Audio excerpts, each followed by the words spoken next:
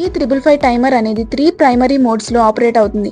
మోనోస్టేబుల్, astable, bistable. 555 timer in astable mode అనేది popular configuration. ఇవి continuous square wave oscillators ని create చేస్తాయి. 555 timer కి ఎక్స్టర్నల్ ట్రిగ్గర్ అనేది అవసరం లేదు. ఇవి కంటిన్యూస్ పల్స్ అవుట్పుట్ ని జనరేట్ చేస్తాయి. Oscillation frequency and duty cycle అంటే సిగ్నల్ ఎంతసేపు హై ఇంకా లో ఉండాలి అనేది మనం రెసిస్టర్స్, కెపాసిటర్స్ ని యూజ్ చేసుకొని అడ్జస్ట్ చేయొచ్చు. స్టేబుల్ మోడ్ లో 555 టైమర్ అనేది కంటిన్యూస్ గా హై అండ్ లో స్టేజెస్ మధ్యలో స్విచ్ అవుతూ ఉంటుంది.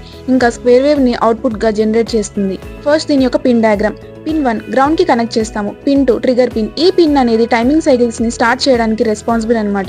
ఇంకా దీనికి ఎక్స్టర్నల్ సిగ్నల్ అనేది అవసరం లేదు.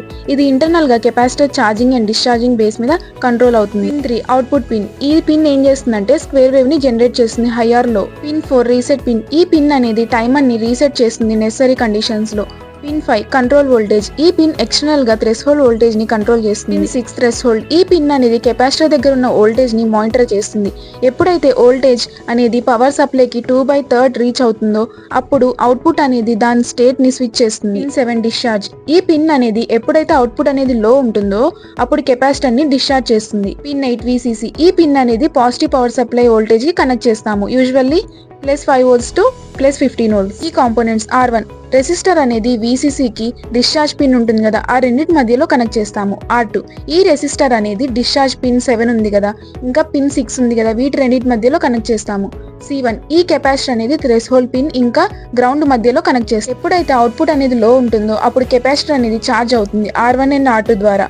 ఎప్పుడైతే అవుట్పుట్ అనేది హై ఉంటుందో అప్పుడు డిశ్చార్జ్ పిన్ ఉంది కదా, పిన్ 7 అక్కడ నుంచి డిశ్చార్జ్ అవుతుంది R2 నుంచి. కెపాసిటర్ వోల్టేజ్ అనేది కంటిన్యూస్ గా మానిటర్ అవుతుంది. ఇంకా ఎప్పుడైతే 2/3 సప్లై వోల్టేజ్ కి రీచ్ అవుతుందో అప్పుడు అవుట్పుట్ అనేది స్టేట్ ని స్విచ్ చేస్తుంది. అవుట్పుట్ సిగ్నల్, డ్యూటీ సైకిల్ ఇంకా ఫ్రీక్వెన్సీ అనేవి R1, R2, C1 వాల్యూస్ మీద డిపెండ్ అవుతాయి. ఆసిలేషన్ ఫ్రీక్వెన్సీ ఫార్ములా వచ్చేసి F = 1.44/R1 + 2 × R2 × C. F అంటే frequency output of square wave. R1, R2 అని రెసిస్టర్స్ ఓమ్స్ లో మెజర్ చేస్తాం. C అంటే టైమింగ్ కెపాసిటర్ ఫారడేస్ లో. Duty cycle formula D = R2/R1 + 2 × R2. D అంటే డ్యూటీ సైకిల్. ఇది అనేది మనం ఫ్రాక్షన్ ఆర్ పర్సంటేజ్ లో ఎక్స్ప్రెస్ చేస్తాం.